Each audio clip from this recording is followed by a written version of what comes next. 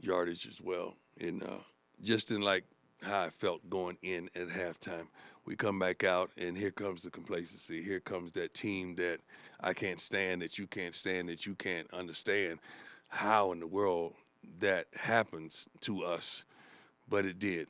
And didn't turn it back on, I think, until late in the fourth quarter when we were able to go down and get a score, and we go down, and then they tied up and we got overtime, and you don't want to go in overtime because they have nothing to lose. Nothing to lose. I was surprised that they kicked the field goal the first time. I thought they was just going to go for two and try their best to get it over with. But they were resilient. Big win by them. Horrible loss by us. Let's go. Hey, Coach. Brian Howard from the How you Daily doing? Camera. Obviously, that second half, it was the connection from quarterback to 13 was killing you guys, and Travis was on him quite a bit. What were you seeing in that matchup between Travis and? Well, we didn't play well, not just Travis. I think it all started when we gave up on the 97-yard touchdown, which was flat out ridiculous. That's when it all started. That's when all the foolishness, all the complacency, all the mess started. I mean, how in the world we give up Jesus?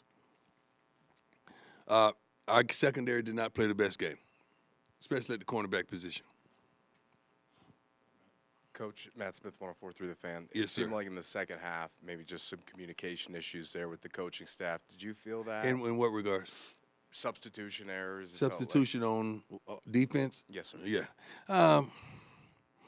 There's so many different packages that you run and so many different personnel, but you got to understand we're basing our change of personnel on what they're changing. So that kind of happens when they're having different personnel groups and the referee is holding the game up, so we get a chance to substitute as well. What was happening is one guy was coming off the field appropriately, and he saw something, and he stopped. So that gives us 12 men on the field. It was things like that was transpiring, which we can't even wrap our head around it because we practice this stuff repeatedly. Again, along the same line, some of the substitution things, the penalties. You've defended Coach Kelly at every turn. Yeah. This is one where now people are going to start pointing fingers, and you said, Well, that if you're going goes. to point the fingers, point it at me because if I'm allowing it, it should be on me, not him. Point it on me. We go over this stuff. And there are times where you know what group is in, you know what group you're on, but you have a lapse of understanding in those crucial moments. Right now, we're not built for the moment. We're not built for the moment.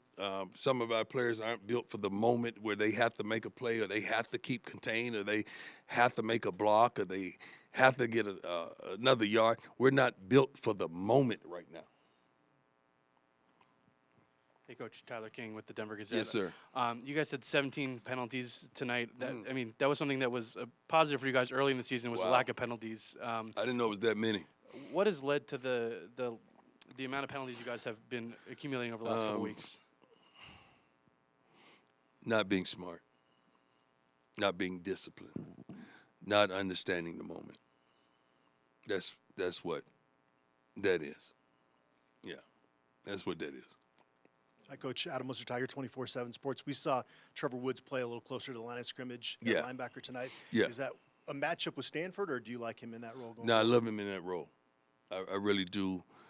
We have some good safeties that we have, and Trevor is that kind of team guy that's going to do whatever he needs to do to help his team.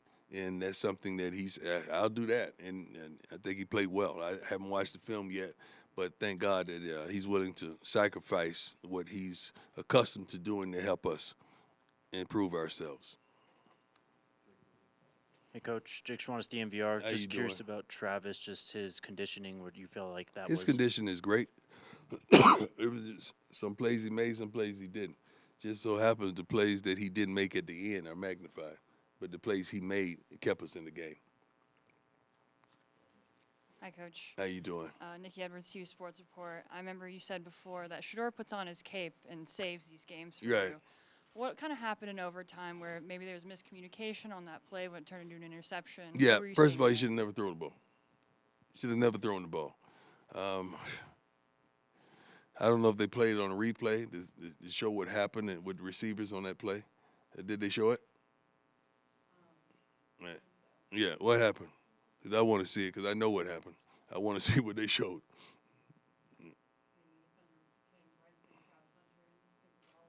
Yeah, I think something else transpired on that play that shouldn't happen. So he shouldn't have never thrown the ball though. Just give us another down. Let's kick field goal. Stay in it. Hey, Coach. Yes, Tony sir. Casolo, Buffalo's Wire. Kickoffs have been an issue for your team this year. I think it's a handful of times you've kicked it out of bounds, especially I think it's twice after a personal foul penalty. Yeah. Can you say what the issue is or what the I don't idea think of we trying had to that problem smooth there? today. I mean, the kickoff that we did have that went out of bounds, it was going to be marked at the 20 regardless. So it was a moot point. Other than that, I think Jace did a great job on kickoffs today. We improved in that area today. Hey, Coach. Pat Rooney, Boulder Daily Camera. Yes, sir. When you had overtime against Colorado State, you took the ball first when the offense had a lot of momentum. Yeah. Why the decision tonight to get the offense out there? We have a really good quarterback, and I trust him. That's why. And we went right down and scored.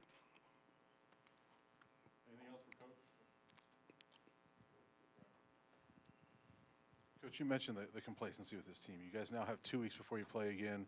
Right. Is this a good time for a bye week to try to fix some? No, it's not a good time for a bye week. I mean, if you're having problems where you're injured and you have quite a few injuries, it's a good time for a bye week. But when you're playing like you're playing, you don't want a bye week. You want to work it out. You want to make it happen. I wish we could play again next week. I really do. We talked about the complacency of the defense. And Complacency of everybody.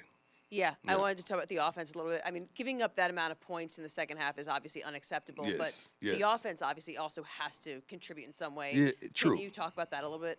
Yes, you're right. I don't need to talk about it. You said it. Coach, just one personnel thing. Mm-hmm. Juwan Mitchell, I didn't see him out there at all. Yeah, Is he with this team still? yeah. Is he injured? Ask him what happened. Next guy. Just simply put, I mean, how does this team go forward after a defeat You like have this? no choice but to go forward. That's life. This ain't the only thing that's going on in life. I mean, all you guys are dealing with something. You still moving. You still progressing. You still going forward. We got to do the same darn thing. We didn't expect that. There's a lot of things that goes on in life that's unexpected, and this is one of them. We got to knuckle up and let's go. We can't sit down and have no pity party. Y'all don't feel bad for us. Some of y'all are ecstatic about what transpired today, and I know that. But that's cool. We're going to take this one on the chin because we deserve it. 29, I've never been in one of these type. I don't remember, from youth on, I don't remember being up 29-0 and losing a football game. I really don't. This is a little tough for me, and I'm trying my best. And I thank you all for your patience, and I thank you for your heart, because this is really tough for me. But you can see when I'm amping up and I kind of see this stuff coming, you can see why I go at it like I go at it, because I could feel my team. I could feel what's about to transpire, and here we go. I mean, how important are the next maybe 24 Every to game 40 is important. next 24 to 48 hours in terms of flushing this and moving past it? Well, you got to they got to, what I just said in the locker room to the team is they got to make up in their mind, are they in love with this game or are they in like with it? Because when you love something, you give to it unconditionally. You give everything you got to it, but when you like it, that's just the button you push. And it lights up in a like. That's what they do on social media. So we got to figure out, do they love it or do they like it? And it's hard for me because I love this. I love it. Without a shadow of a doubt, I am truly 100% in love with this thing. And I just want people to match me.